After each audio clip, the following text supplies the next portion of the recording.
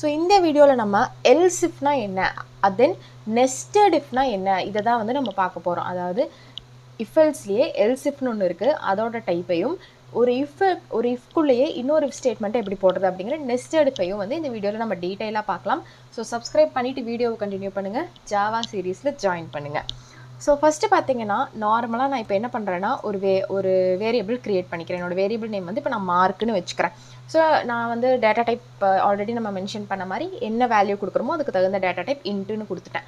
So இப்போ என்னோடய mark வந்து 36 அப்படின்னு நான் இங்கே வந்து கொடுக்குறேன். இப்போ நீங்கள் ஒரு 10th or 12th படிக்கிறீங்கன்னா ஒரு 35 மேலே எடுத்தால் பாஸ்ன்னு சொல்லுவாங்கள்ல, இப்போ அதுக்கான ஒரு கோடிங் எழுதுகிற மாதிரி நீங்கள் அதை வச்சுக்கோங்க. இப்போது மார்க் வந்து 36 வந்து நான் மேக்ஸில் எடுத்திருக்கேன். இப்போ இஃப் கண்டிஷன் நான் வந்து கொடுக்குறேன்.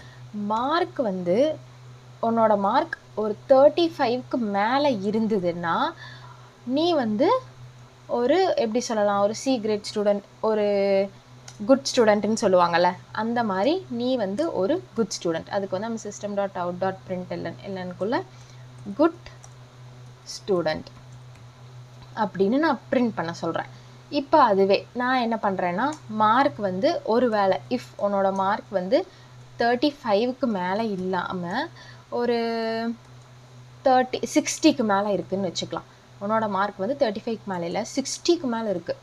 அப்போ நீ எந்த மாதிரி ஒரு ஸ்டூடெண்ட்டாக இருப்ப, ஒரு எக்ஸலண்ட் ஸ்டூடெண்ட்டாக இருப்ப. அப்படி ஒரு வேளை உன்னோட மார்க்கு எப்படி சொல்லலாம்னா, உன்னோட மார்க் இங்கே நம்ம ப்ராக்கெட் க்ளோஸ் பண்ணிக்கலாம், அப்புறம் எரர் வரும். ஸோ உன்னோட மார்க் வந்து 60க்கு மேலேயும் கிடையாது, 90க்கு மேலே இருக்குதுன்னு வச்சுக்கலாம். ஸோ மார்க்கு 90க்கு மேலே இருக்குன்னா அப்போ நீ எந்த மாதிரி ஒரு ஸ்டூடெண்ட்டாக இருப்ப. ஸோ 60க்கே நம்ம வந்து எக்ஸலண்ட்டுன்னு சொன்னோம், இதுக்கு நம்ம என்ன சொல்லலாம்னா அவுட்ஸ்டாண்டிங் ஸ்டூடெண்ட்டுன்னு சொல்லலாம். ஒரு 90க்கு மேலே இருக்குன்னா அவுட்ஸ்டாண்டிங் ஸ்டூடெண்ட்டுன்னு சொல்லலாம். இப்போது நான் இந்த ப்ரோக்ராமை சேவ் பண்ணிவிட்டு உங்களுக்கு ரன் பண்ணி காட்டுறேன். ரன் பண்ணிட்டு நான் எக்ஸ்பிளைன் பண்ணுறேன். Java C space. So first compile பண்ணணும். கம்பைல் பண்ணினதுக்கப்புறம் தான் நம்ம வந்து ப்ரோக்ராமை ரன் பண்ணணும். So enter. ஃபஸ்ட்டு நமக்கு கம்பைல் ஆயிடுச்சு. இப்போ ஜாவா ஸ்பேஸ் isu.java. ஓகே, இப்போது அவுட்புட்டில் எனக்கு என்ன டிஸ்பிளே ஆகுதுன்னு பாருங்கள். Good student. ஏன் குட் ஸ்டூடெண்ட்? பிகாஸ் இப்போ நான் இதை உங்களுக்கு கிளியராக எக்ஸ்பிளைன் பண்ணுறேன். ஸோ இப்போ நியூ.